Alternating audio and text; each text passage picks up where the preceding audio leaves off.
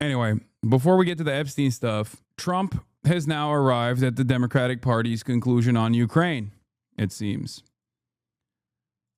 This is another I told you so moment. I did think maybe Trump could present an alternative with Vladimir Putin, but no such alternative can exist without getting China to the table. And considering that Donald Trump has been incredibly antagonistic towards China, and weirdly conciliatory towards Russia for no reason other than the fact that I think he wants to have sex with Vladimir Putin, while simultaneously shitting on his proxy, Ukraine.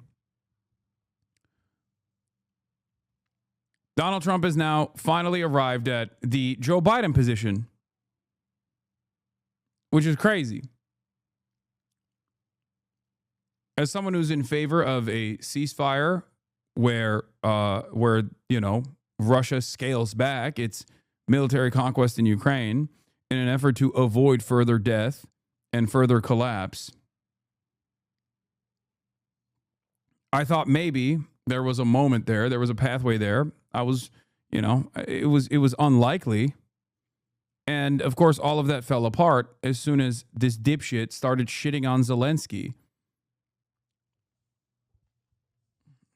And as I said, American foreign policy is uniparty regardless. And now we're back to the uniparty position where Donald Trump is talking about giving Patriot missiles to Ukraine. However, the major problem for Ukraine still remains. The major hurdle for Ukraine is manpower. What will they do?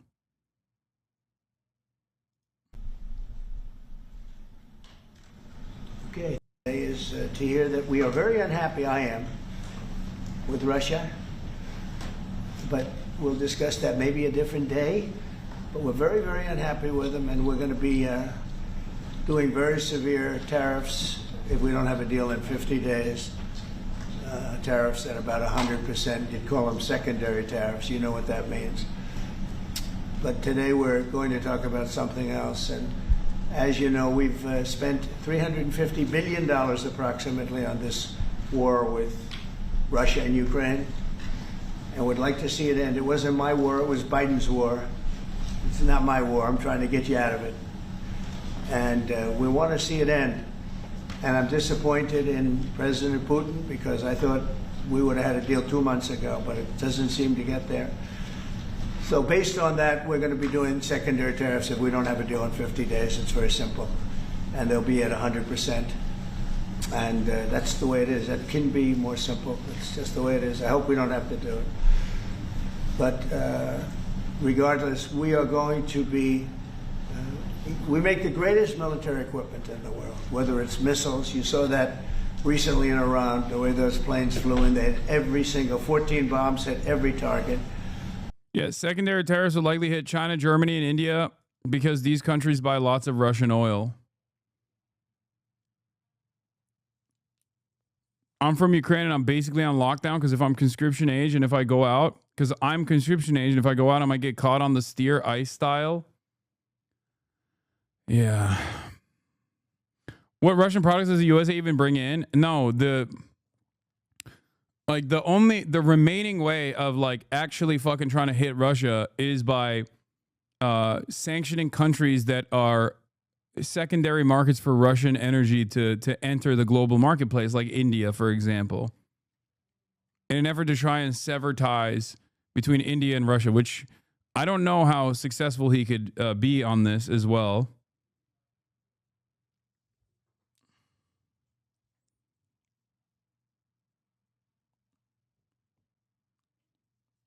I don't know how much success he can see here because he's fucking up the bag in a meaningful way for every other country on the planet. The only way to do this, the only way to arrive at a reasonable outcome here was by not applying pressure to China, but offering an olive branch to China and getting China to apply pressure to Russia. That's what I think, at least. And I'm a stupid guy. I'm not the smartest guy out there, okay? But of course, he was not interested in doing that at all. He was not interested in getting everybody, the actual players, involved, and instead personally thought that he could just like use his like direct line of communication with Vladimir Putin and all of the praise that he's heard from Vladimir Putin that he took as sincere. He foolishly thought, as long as I follow through on whatever the fuck Vladimir Putin demands of me, then I'll be able to pack this up. Some of the conditions that Vladimir Putin gave him were insane.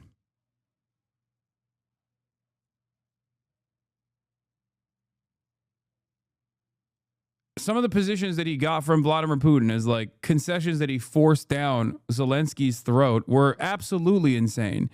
It would have been non-starters. And yet, Vladimir Putin, much like how Benjamin Netanyahu did with the Brandon team, was able to use the negotiations process and the ceasefire conditions and the ceasefire back and forth as a way to sever America's existing ties with Ukraine, as a way to halt weapons transfers,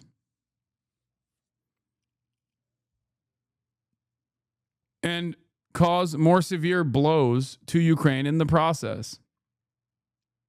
Vladimir Putin played him like a fucking fiddle. 100%. That's what he did.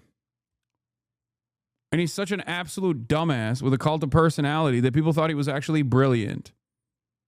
He was actually, they still presented as brilliant. There was a lot of quote unquote anti-war people out there, or there were a lot of, subtle pro-Russian support out there that also presented this as like Trump's paving a bold new path with Russia.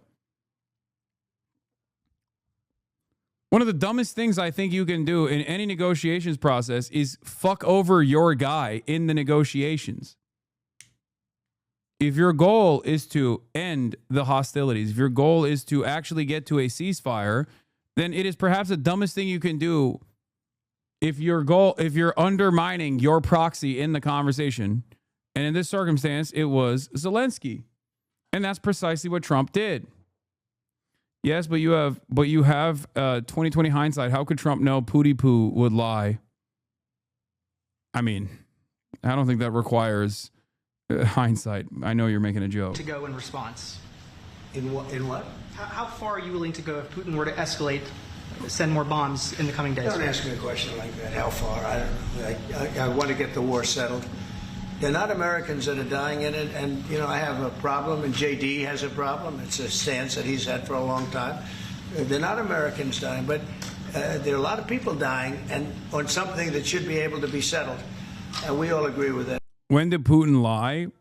What do you mean, when did Putin lie? Throughout the entire negotiations process, Vladimir Putin went to Donald Trump directly and said, if you give me a sweetheart deal where you just basically recognize, if you give me a sweetheart deal and you force Ukraine to recognize all the territories that I have fucking forcibly annexed, okay, then I know that you have an investment in like ending this war, which is seen as like broadly unpopular by your base. I will give that to you. I will give you a cessation of hostilities. That was a lie. And you want to know how that was a lie? Yeah, my mom just walked in. Because the moment that like cessation of hostilities started being a point of, the moment that like a ceasefire bargain was followed up with like concessions from Zelensky, what did Vladimir Putin say? What did Vladimir Putin say and do? Oh, just kidding. Actually, we don't want this because a cessation of hostilities would only allow Ukraine to re-up and rearm. As soon as Zelensky was seen as conceding to these already ridiculous positions that would have been a death sentence for him, both for his further political ambitions, but maybe even his life. Even after all of that, Vladimir Putin was like, oh yeah, we can't actually do a ceasefire. And they just kept fucking pushing. The U.S. didn't comply with any of Putin's demands. He stated his position. How is that a lie? Brother, Putin's demands beyond what Trump had already secured from Ukraine were insane. If you're talking about additional territories that they had not even militarily conquered at this point, you're out of your fucking mind. Okay, you might as well just give Vladimir Putin the entirety of Ukraine then. Like what kind of fucking, that's not how diplomacy is conducted. The shit that Zelensky conceded on was already maximalist, was already incredibly unfair. You're out of your mind if you want. Putin's demand was just basically to give up the entirety of the country at that point. Like, Donald Trump gave a massive W to Vladimir Putin if Vladimir Putin were to concede and actually go along with the ceasefire terms that were designed. It was far more than I think is appropriate. Okay? Far more. Like, whether it be the extraction of whatever natural resources Ukraine has, on top of all the territories that are considered de facto a part of Russia, that Russia was militarily able to secure. So it was a massive W, but Russia didn't take it. You're brilliant. Yes, it was. But I think Vladimir Putin considers this not enough, and he thinks that he can get more. He can push more militarily. Kill more people.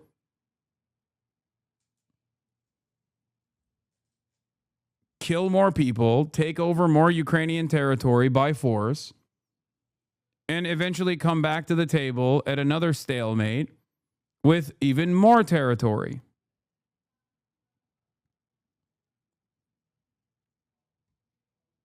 Off topic, but just seen Pegasus video and I'm conflicted. What, like the spyware, the Israeli spyware?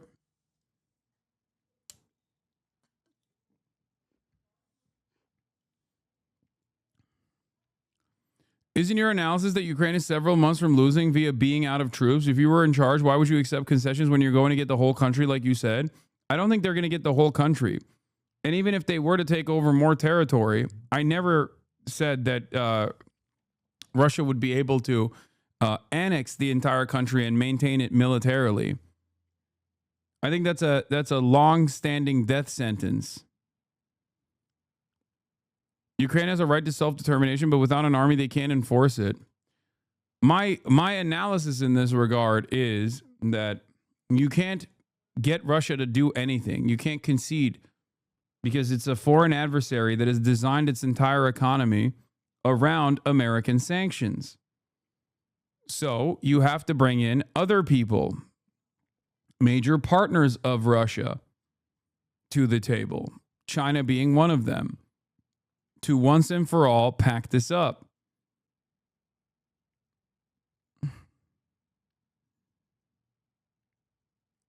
If your goal is truly to get to some kind of cessation of hostilities, then that's what you have to do. Trump didn't do that. He just undermined his own proxy and thought that that would allow that, and gave a sweetheart deal to Vladimir Putin, thinking that this would allow Vladimir Putin to come to the table and say yes. So he spent all of his social and political capital shitting on Zelensky. And now he has to go back on that and give more money and more weapons to Ukraine, which is the exact opposite of his campaign promises, which puts him at odds with some members of his base, at least. This group of people, we want to defend our country, but, ultimately, having a strong Europe is a very good thing. It's a very good thing. So I'm okay with that. Yeah, please, in the back. Yeah, Putin escalates. What is this? If your membership in a military alliance is viewed as an active threat by a country, they will act with force against it. Can Mexico join a military alliance with China? By your logic, yes. Would the U.S. government tolerate that? No. Okay. First of all, I understand the NATO posturing playing a role in this. What the fuck? One, not only am I anti-NATO, but two, I've also talked about how Biden fucked this. I mean, it goes back beyond Biden. It goes back all the way to George W. Bush. saying on his way out that he was going to bring Georgia and Ukraine into NATO. Okay. Very quickly after that, Russia seized control over Georgian territory. Okay. Making that already impossible situation even less possible. And now, what Vladimir Putin did in Georgia, he's basically doing in Ukraine as well, in a way worse and way more bloody fashion.